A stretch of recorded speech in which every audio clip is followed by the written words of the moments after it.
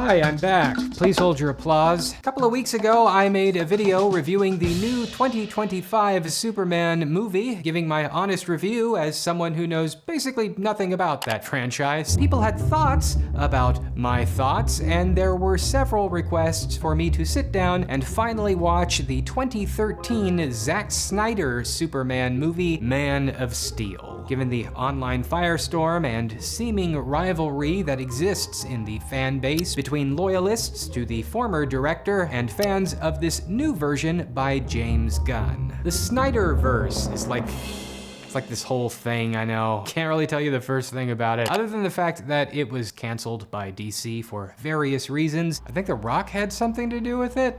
Maybe? I don't know. I might be one of the only YouTube movie dudes on the planet who will be watching these two flicks in reverse order. To be clear, I have never watched a single scene of Man of Steel. I had no clue about the story, the vibe, or the general direction of Zack Snyder's creative vision. This has now changed because I just sat down and watched Man of Steel for the very first time last night, and today I am going to share with you my thoughts as to which Superman take I liked better. And then, because you have a different opinion, you will yell at me about why I am wrong in the comments.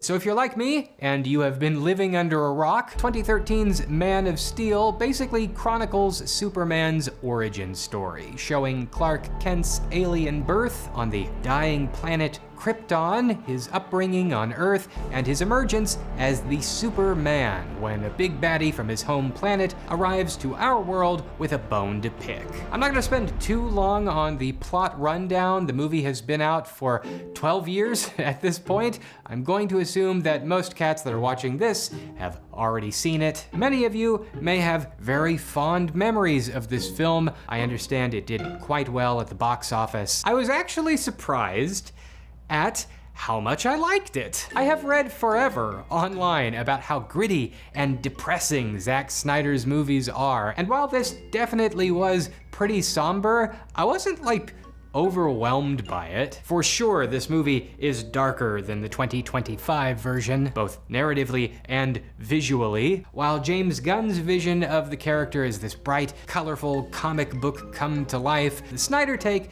felt more like a Shakespearean epic of sorts. Even though it's a 12-year-old movie, I was still awed by a ton of the set pieces and visuals. It's weird, Snyder's version felt like it was designed to be this timeless drama, while Gunn's is more like a lighthearted movie that you watch with friends. Man of Steel is very much a mythic story. Its opening sequence on Krypton unfolds like a cosmic legend. I honestly knew nothing about this alien planet stuff. I confess I was a little lost for the first 20 minutes or so as to who was who and why they were doing what they were doing. I was not expecting Superman's homeworld to just be Half-Life's Zen level. I don't know if that's actually true to comic book lore or just like a creative decision by Snyder, but it felt way out of left field. Russell Crowe is very Russell Crowe. I was surprised that he played such a major role in this movie, especially compared to the pop-in, pop-out appearance of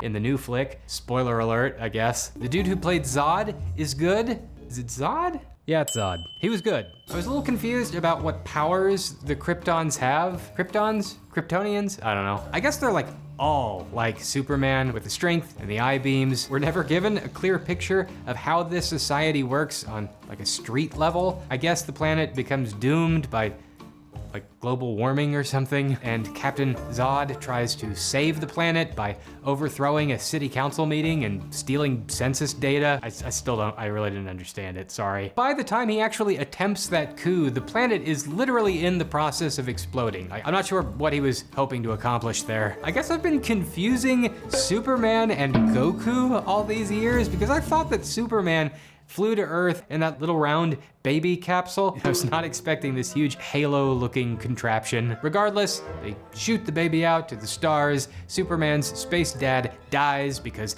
Hamlet, and we wind the clock forward 33 years later to planet Earth to start the story proper. Superman, aka Clark Kent, aka Henry Cavill, is working on a fishing boat. This whole first Earth part kind of threw me because I thought Superman's shtick was that he pretended to be this geeky weakling everyman to hide his real identity, but instead we get a bunch of these scenes where Henry Cavill is just walking around like a huge macho man. He is clearly the biggest dude and the strongest dude in every room that he walks into, but he's purposely holding himself back. The theme of hiding one's true self is heavily hammered home by Clark's human father, Kevin Costner, who repeatedly warns Clark to conceal his powers until humanity is ready to learn the truth about life beyond the solar system. So in street clothes, Superman quietly saves different people from various catastrophic scenarios until he crosses paths via plot convenience with Lois Lane, played by Amy Adams, who is investigating a mysterious alien object underwater. The movie then tries to do this simultaneous storytelling thing, bouncing between Lois Lane's investigation and Superman's childhood flashbacks. This felt like the weakest part of the movie for me. The constant hopping back and forth gets a bit repetitive and kind of annoying. Like, okay, he got picked on growing up and he's gotta just take it because the world's not ready for a Superman yet. I get it. But it's like 4 different times they do essentially the same sequence. Each time is interspersed with these long, drawn out monologues that, I'm sorry, I know I'm gonna get a lot of flack for this, they are just way too theatric and preachy for me. None of the characters felt like they had actual personalities or motivations.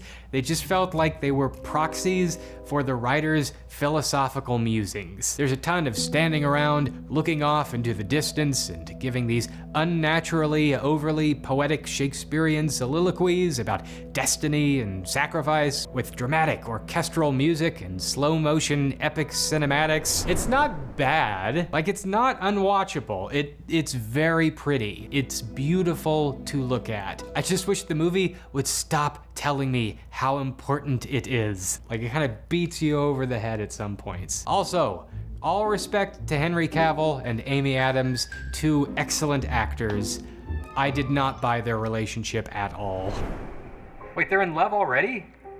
They don't even know each other. The romance felt very rushed. Like when they kissed, it was like so jarring. I felt like it needed way more build-up. It's weird that Snyder's movie is longer than James Gunn's, but it feels like way less happens in it. There's a lot of standing around and talking and just sort of waiting for the action to start at points. Understandably, there are a lot of 2010-isms. The lens flares, the gritty film grain, the shaky cam zoom punches. It was kind of fun to see those things again, actually. I am sure that this movie paired very well with the Star Treks and the Transformers pictures of the time. After the action finally kicks off, things pick up quite a bit. There's a fight scene that takes place in this small town that was really well done. It's got a bit of that rubbery CGI stuff here and there, but it wasn't too distracting. Once the fighting moves to the big city, it then sort of devolves into that now cliche city destruction fest. There are a ton of buildings blowing up, that machine that's constantly lifting bodies up and slamming them down to the ground again. It's a little much. I will say that there is this one sequence where Superman and Zod are chasing each other around a bunch of skyscrapers. I really enjoyed that. That was cool. Compared to Superman 2025's more ground level sequences, Man of Steel felt a bit artificial. For sure, I think that the latest movie's fight sequences are better. Like, they're more entertaining to watch, and I think in that respect, better executed, but also maybe that's by design. I don't think that Man of Steel is trying to be a flashy action movie. I think it's trying to be almost an art house movie, way more concerned with exploring complex themes by taking the most well-known comic book character there is and wrapping him in this mythic religious iconography. In that sense, Man of Steel functions more as a deconstruction of the Superman character, taking him apart piece by piece and critiquing what the character is and whether he's even still needed in the world of 2013, where audiences wanted heroes that felt grounded, morally conflicted, even haunted in order to be taken seriously. Superman 2025, on the other hand, is a reconstruction of the character. It says, forget all that, just let him be what he is, a bright, over-the-top, unapologetically cheesy superhero who believes in doing good just because it's good and embraces radical optimism.